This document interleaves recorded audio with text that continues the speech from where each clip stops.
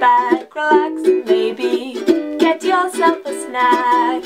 Me and you gonna have a little chat about books. Hey guys! So I'm here today to do a video talking about some intimidatingly big books on my TBR. These are 5 books that I have had on my TBR for a while, and they've kind of sat on the TBR for a while because they are so chunky and they kind of intimidate me. Now, I wanted to talk to you guys about them to kind of get you guys to chime in with your ideas on which ones I should go for first, and also to hopefully encourage me that even though they're big, they're worth dedicating the time to and sitting down and just starting. So let's get straight into it. The first book on my TBR has been on my TBR for a while. My friend actually bought this for me quite a long time ago, I think for a birthday maybe a year or 2 ago, and this is Tess of the D'Urbervilles. I've never read it, but I don't tend to read classics very often, and this is definitely classed as a classic. Now, this one, there is a lot of appendices to this. Okay, let's find where it actually ends. God, there's so many notes. There's like hundreds of pages of notes. See, that sort of stuff worries me when there's notes for days. Like, do I need to take notes? I don't know. Okay, here we go. The end. Right, so it ends on actually shorter than I thought, much shorter than I thought. So maybe I should read this. It's 399 pages, but then like 120-ish pages of notes, appendices, and like index, glossary. So maybe it's not as long as I thought, but the writing is pretty small, as you guys can see. It's classic, so I kind of feel like it's intimidating for that reason as well, because I don't really read classics very often. Although I want to try some, I just am never in the mood for it, like, ever. So that's part of the reason. The writing's small, it's intimidatingly large. However, it's beautiful. It's a really, really beautiful Penguin Classic edition, and I want to have it on my read shelf so I can be like, yes, I've read that, it's awesome. I want to love it because I know Maddie loves it and she bought it for me, and I want to get to it. So if you guys have read it, maybe you have, maybe you haven't, please let me know if it's good, and hopefully I will enjoy it when I get to it. Please inspire me to pick this one up, because I feel like I should. The next one on my TBR is another one which actually I think Maddie bought for me as well on a different birthday. Good work, Maddie. I am clearly bad at picking up the books you choose for me. However, I do want to get to them. I'm just really rubbish at getting to them. This is Angela Carter's Book of Fairytales. Now, to be honest, I don't really have a good reason why I haven't read this, because this is fairy tales, so it's definitely got fantasy elements to it.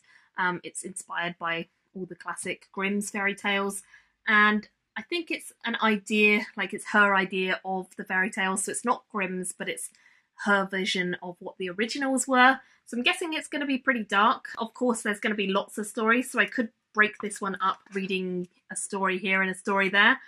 However, it's broken down into different sections. There's the brave, the bold, and the willful, and then the clever women, resourceful girls, and desperate stratagems.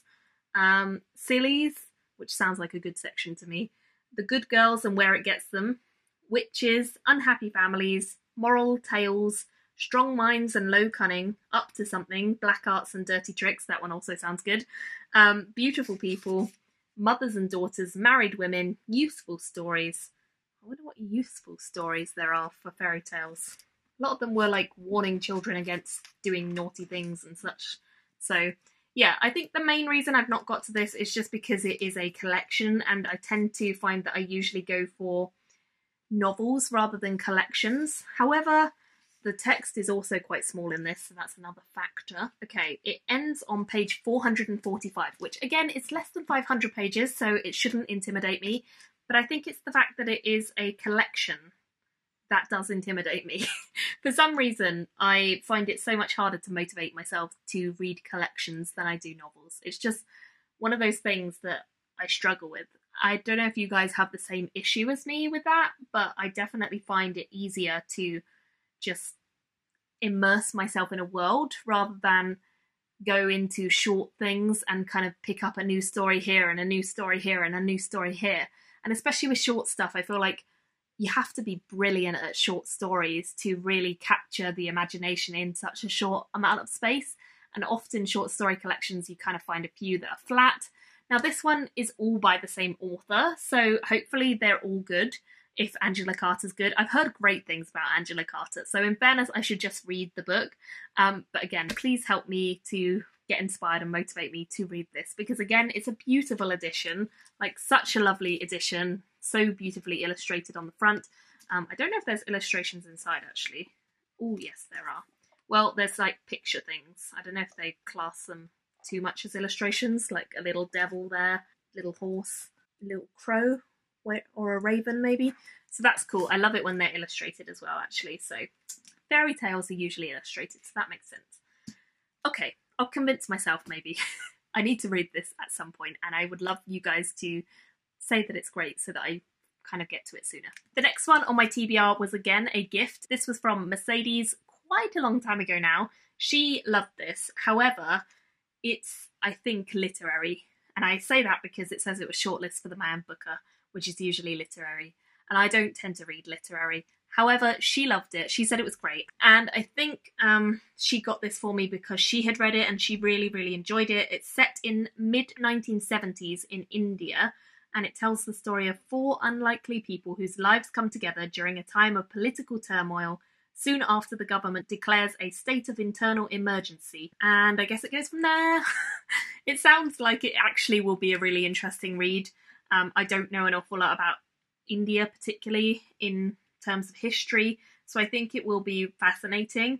However, it's 614 pages and the type is pretty teeny, so that combined with the literary kind of nature of it, I haven't picked it up yet, I'll be honest. I should, because again, I think it's going to be fascinating. I feel like it's going to be a real immersion in Indian culture, which is something that I really don't read very much of at all or have much knowledge of. So I think it will be fascinating in that way.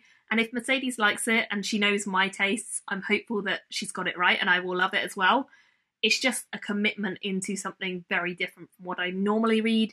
And I think that is kind of the barrier in my mind, is that it's very different. What if I hate it? I'm sure I won't, but yeah, there's that. Anyway, this is one that's been on my shelf for ages. I really should get to it. Next up, I have another book on my TBR, which actually I am excited to get to this one. I just haven't yet, because again, it's a very chunky book and therefore it kind of lingers a bit longer on my TBR. This is Evan Winter, The Rage of Dragons. I actually think Steve's mum recently read this and really enjoyed it, and I know of quite a few other kind of fantasy blogs and reviewers who've read it and really enjoyed it. So to be honest, there's no excuse for not having read this. It's just long. That's the only reason that I haven't. 530-ish pages. I believe it follows a world where certain people are gifted with the ability to call on dragons and other people have the ability to be turned into bigger, stronger, faster killing machines. However, everyone else in the world is just fodder and they are destined to live in turmoil and fight in the endless war. And we have a main character who wants more than this for their life, but everything changes when the people closest to them are brutally murdered. So honestly, it does sound exactly like my kind of thing, this one.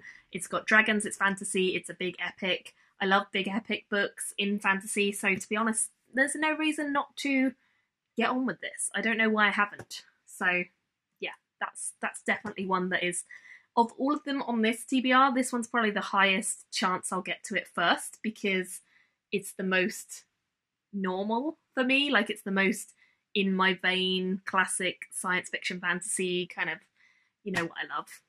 So hopefully I'll get to this soon. And then the next and the final one on this TBR is, I think, the chunkiest. It definitely feels the heaviest. Let's see how many pages it has. 814 pages. Yeah, this is chunky. It's the final one in a series, so I guess it deserves its chunk. However, the first one in the series was The Shadow of What Is Lost, and the second one is An Echo of Things to Come. I really enjoyed the first one. It's a self-published book. Well, it was a self-published book when I read it, and now it's been picked up by Orbit. As you can see, it's got beautiful no covers. And I really loved the first book in the series, and the second one was really fun as well. but it's been a long time between reading the first and second and reading this one, so I think that's the main factor, combined with the pages, that is putting me off getting to this one, is because A, it's going to be finishing up the series, which I am historically very bad at finishing series. I am great at starting them and terrible at actually finishing them. Even if I own the last book in a series, I am very good at just leaving it on my TBR for ages, so I really should get to this one and just finish the series. I'm sure it's going to be a pretty epic conclusion, because this series has some really mind-bending, awesome reveals in the first book and second book, and I feel like it's going to be great. I just haven't got to it, and I think this one is the sheer size. Like, it's literally heavy to hold up, this one. The others are all chunky, but this one's heavy to hold.